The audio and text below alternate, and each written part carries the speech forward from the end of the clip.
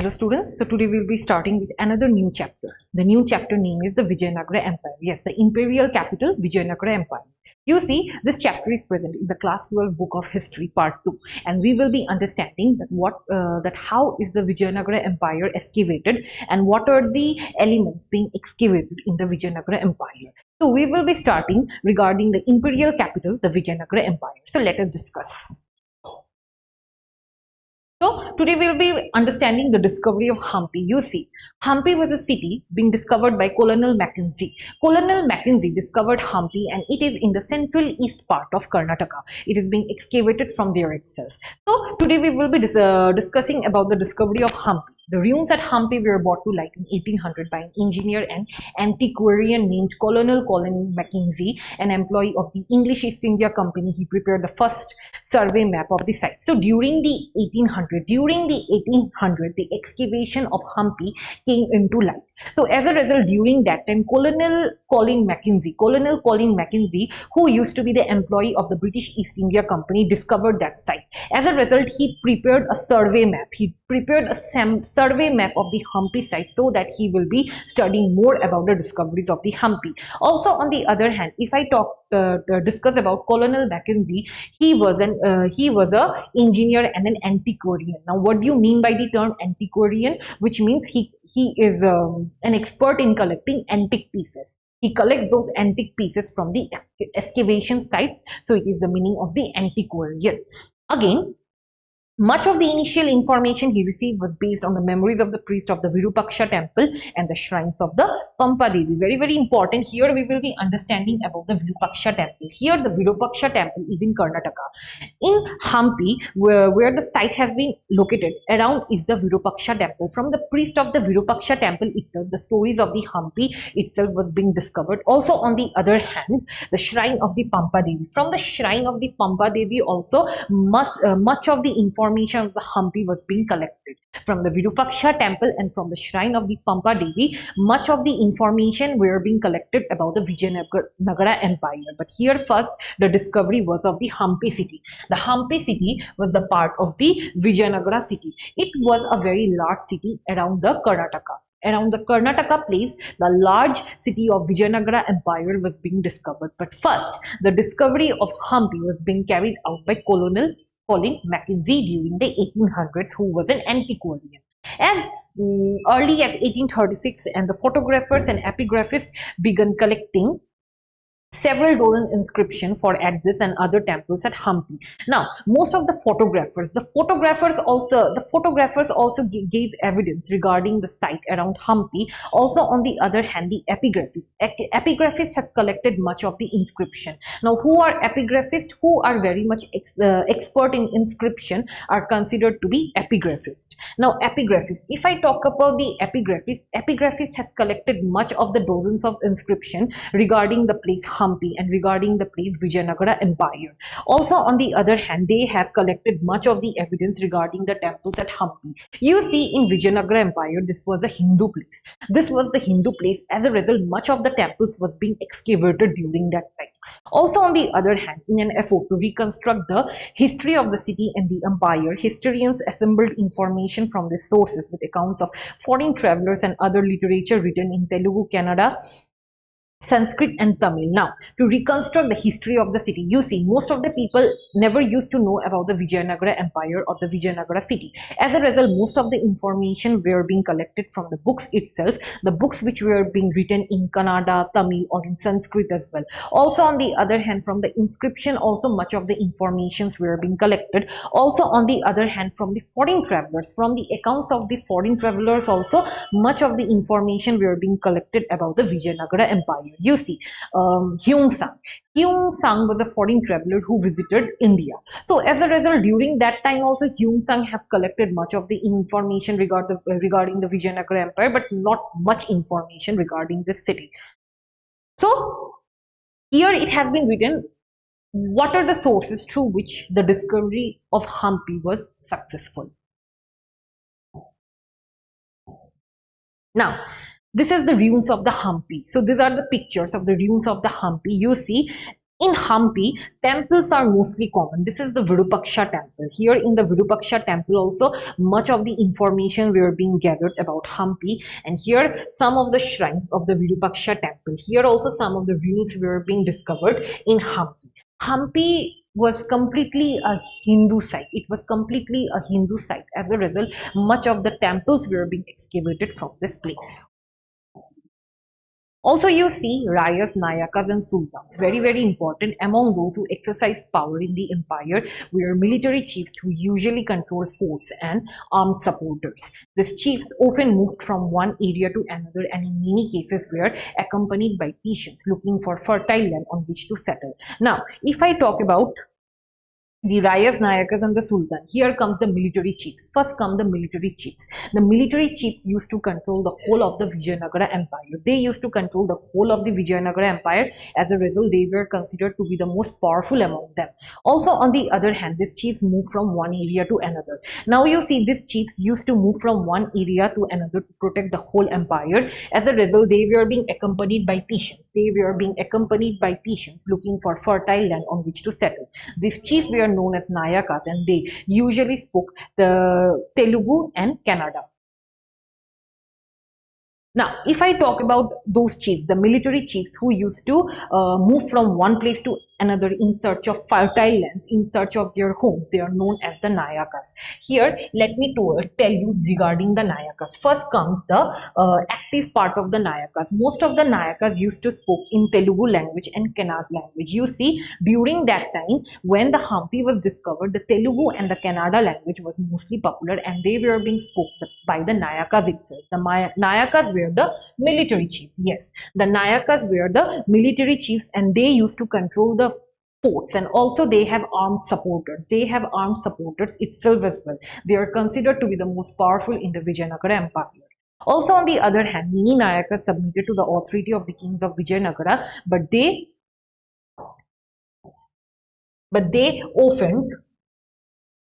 often rebelled and had to be subdued by military action. Now, most of the Nayakas, they used to take the authority of the kings. Yes, the Nayakas used to submit to the authority of the kings and they were being subdued by the military action. You see, if any Nayakas were used to rebel against the other kings or they used to become very rebellious, as a result, they were being subdued by the military action. They were being controlled by the military action.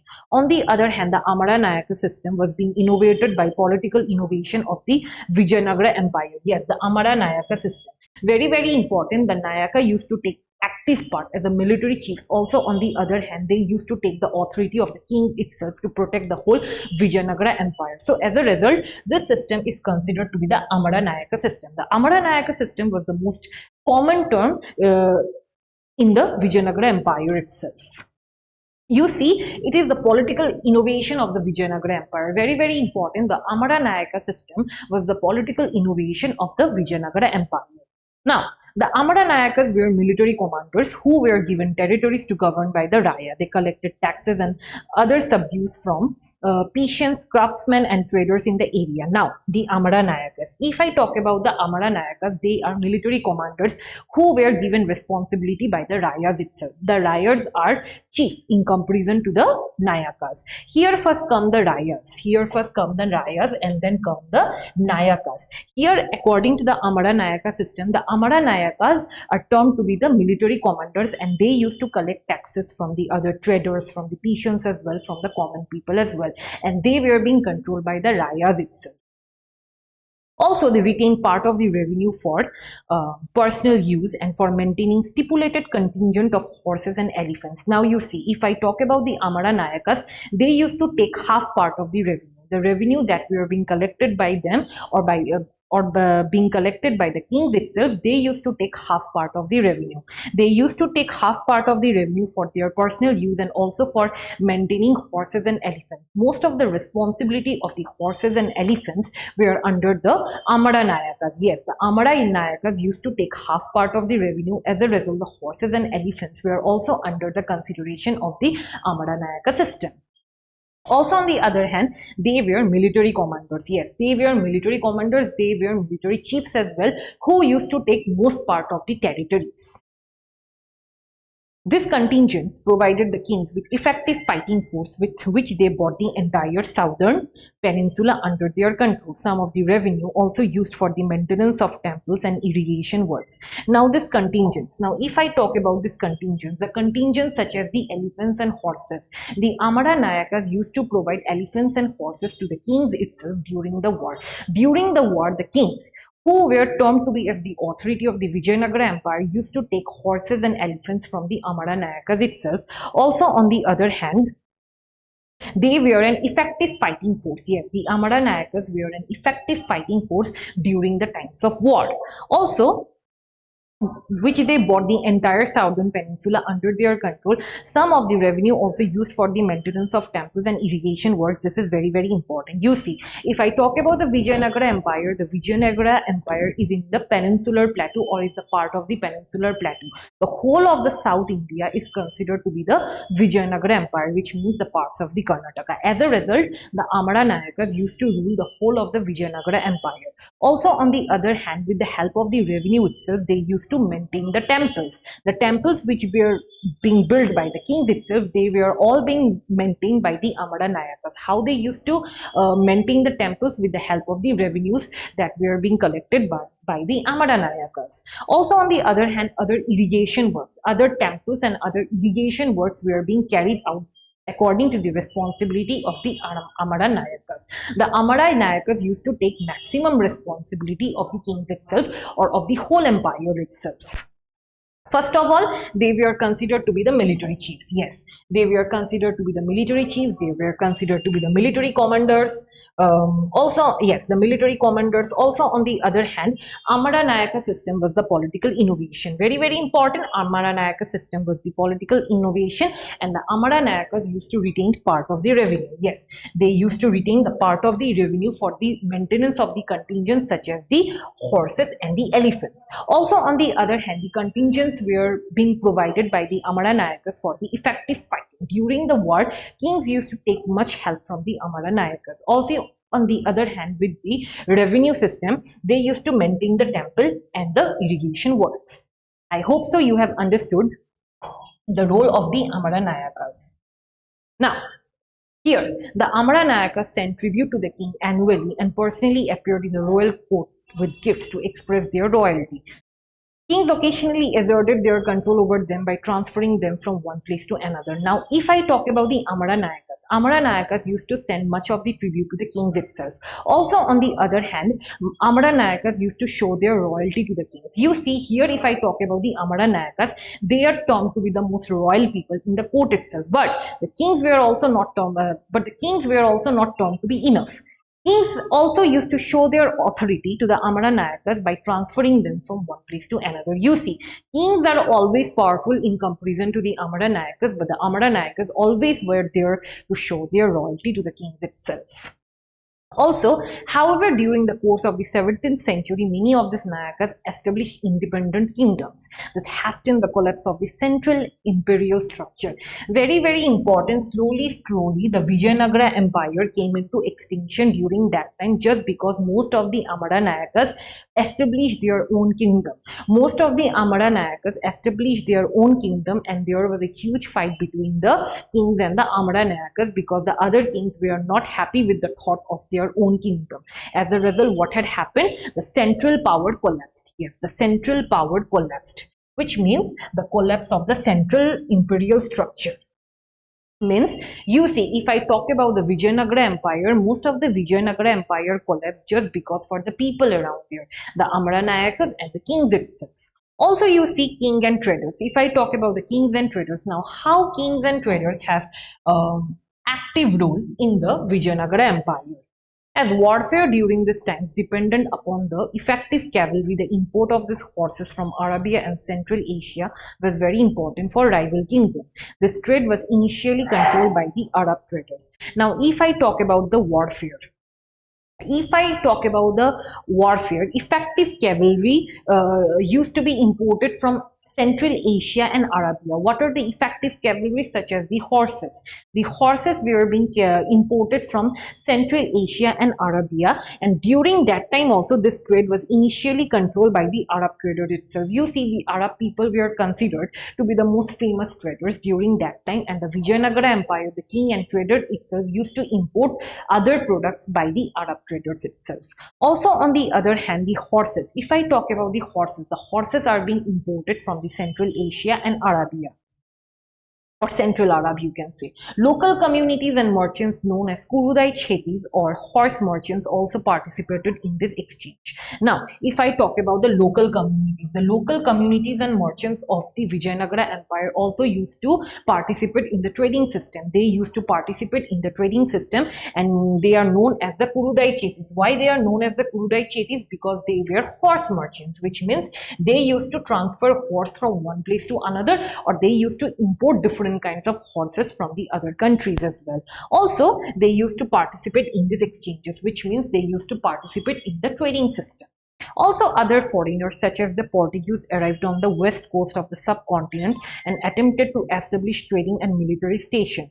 Their superior military technology, especially the use of muskets, enabled them to become important players in the tangled politics of the period. Now, other foreigners. If I talk about the other foreigners are the Portuguese. The Portuguese arrived on the west coast of the subcontinent and attempted to establish trading and military station. Now, if I talk about the Portuguese were the first travelers who traveled to India. They were considered to be the first travelers who traveled to India and have started the trading business along with the India itself.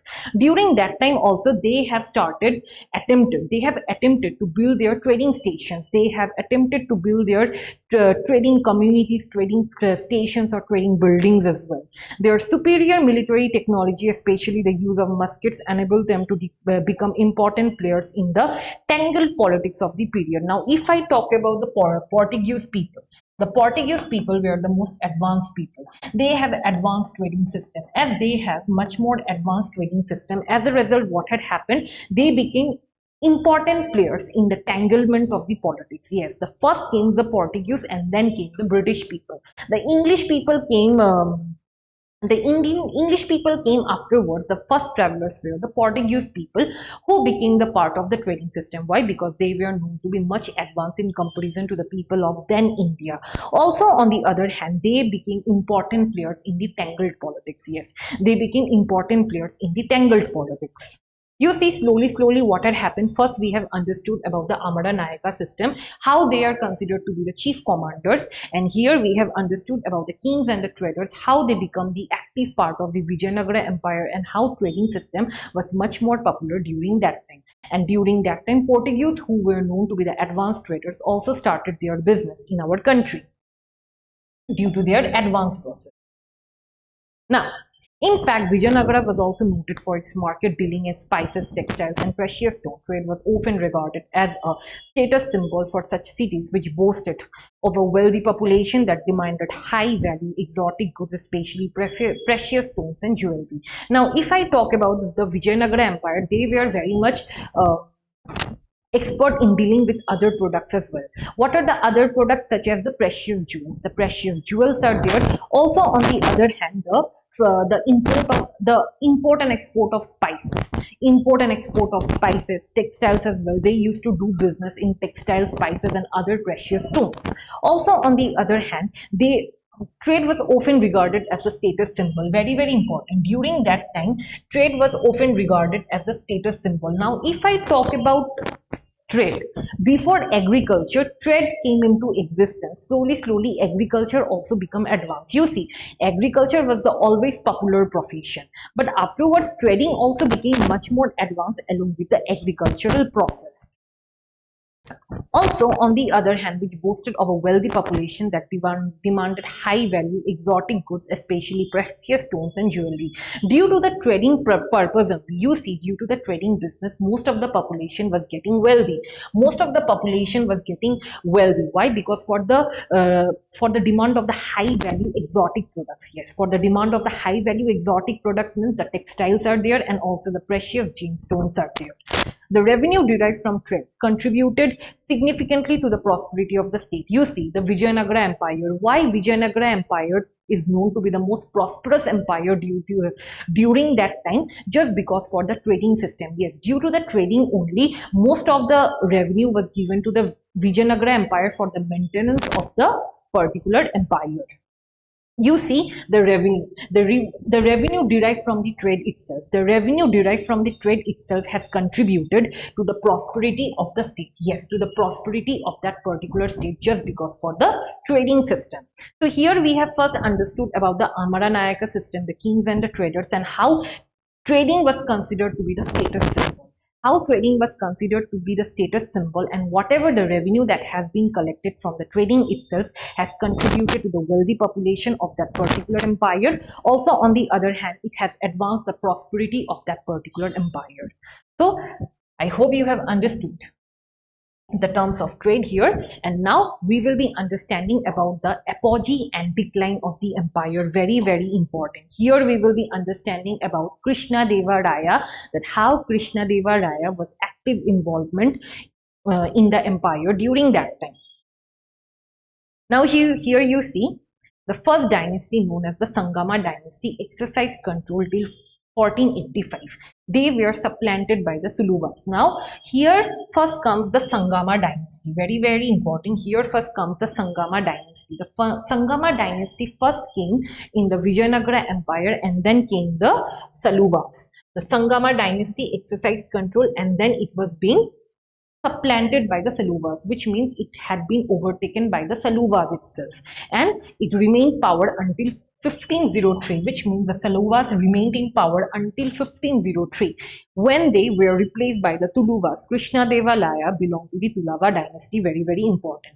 First comes the Sangama dynasty, second comes the Saluvas, and then came the Tuluva dynasty, the Tuluva dynasty. Krishna Deva Raya used to belong from the Tuluva dynasty. Very important. Krishna Deva Raya used to belong from the Tuluva dynasty. Also, Krishna Deva Raya's rule was characterized by expansion and consolidation.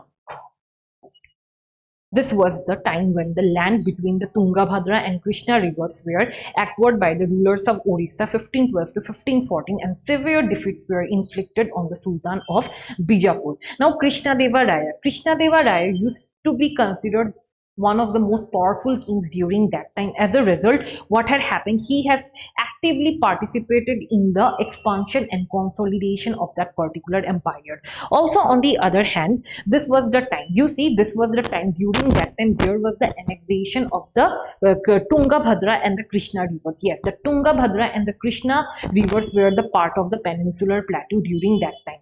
Here Krishna Deva Raya has expanded the kingdom. Also, on the other hand, there was annexation of the Tungabhadra rivers and the Krishna rivers. Also, on the other hand, Sultan of Bijapur was also much affected during that time. You see here, during that time, rulers. Now, rulers of Orissa. The rulers of Orissa were also taking active participation to annex the Tungabhadra rivers and the Krishna rivers, but Krishna Deva Raya never let that happen so. Also, severe defeats were inflicted on the Sultan of Bijapur. During that time, the Sultan of Bijapur, in the year 1520.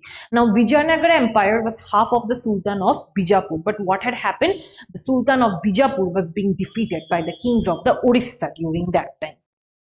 Also, although the kingdom remained in a constant state of military preparedness, it flourished under conditions of unparalleled peace and prosperity. Krishna Deva Raya is credited with building some fine temples and adding impressive gopurams to many important South Indian temples. Now, if I talk about the Vijayanagara Empire, the Vijayanagara Empire was in complete military preparedness. It was in complete military preparedness, but as a result, what had happened, if I talk about Krishna Deva Raya was just like Shah Jahan, which means he has constructed so many temples on that place. He has constructed so many temples on that place, and those temples were decorated with fine gopurams.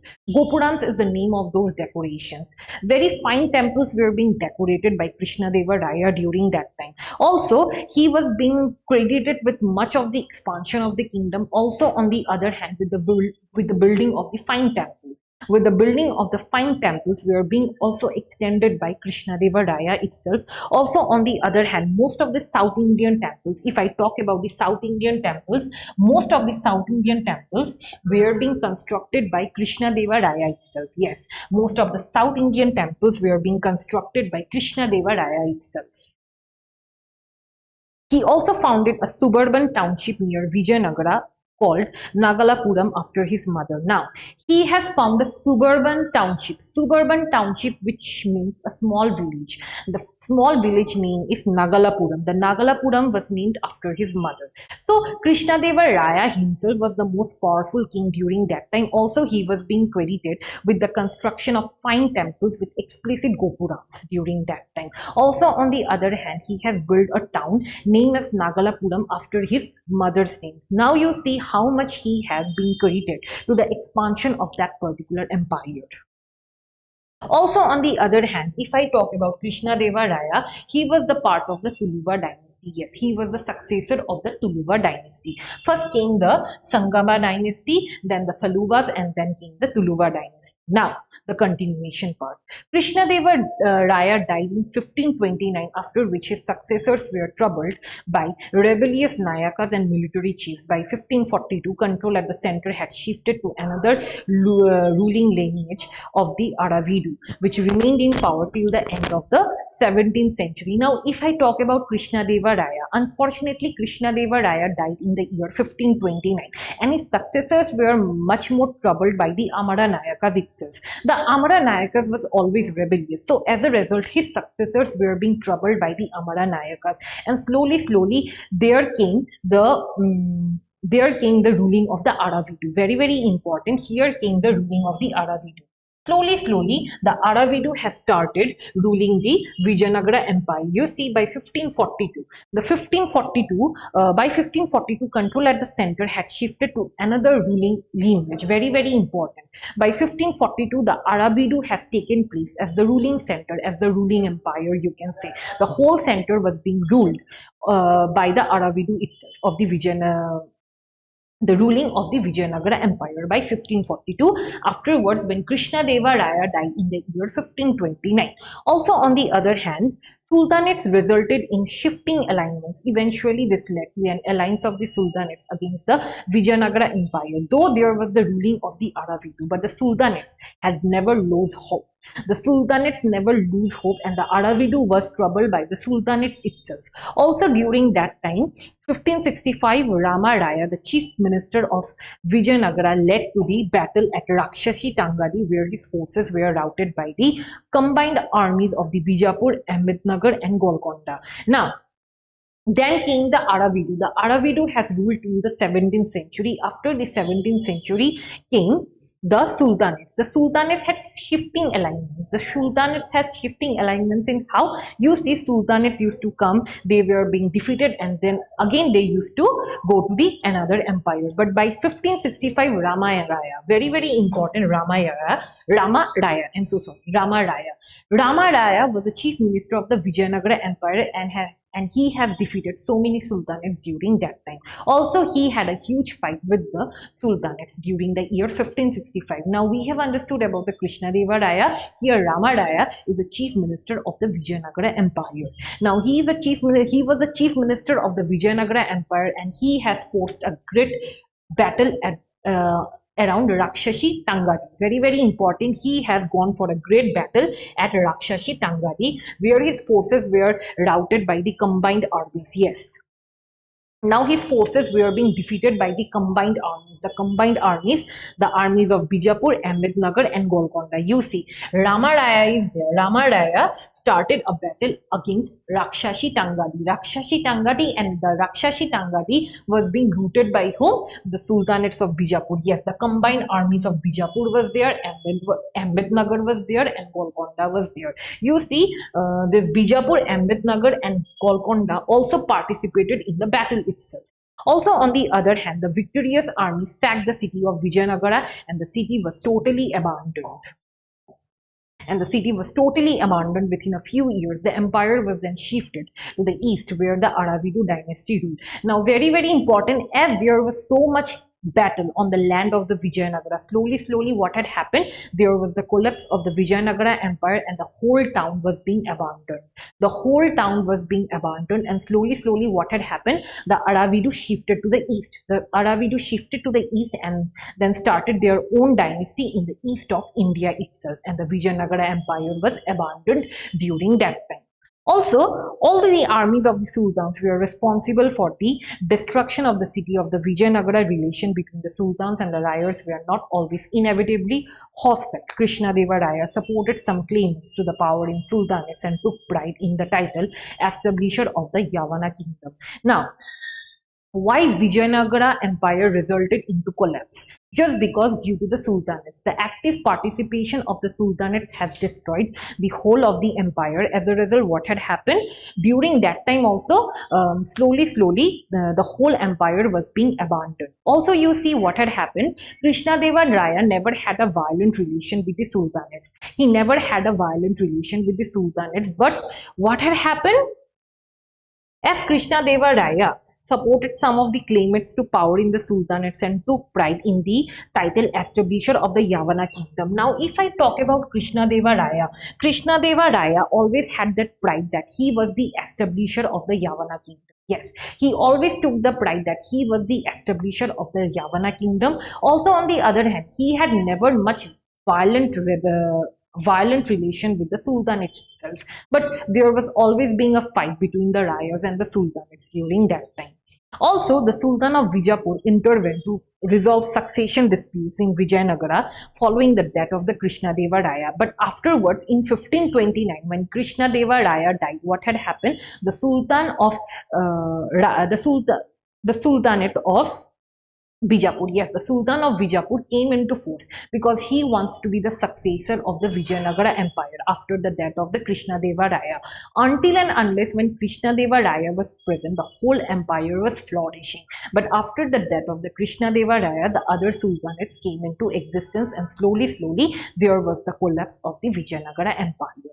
Also, on the other hand, if I talk about the Sultan of the Bijapur, the Sultan of the Bijapur took active part in the succession of the Vijayanagara Empire, but he was unsuccessful at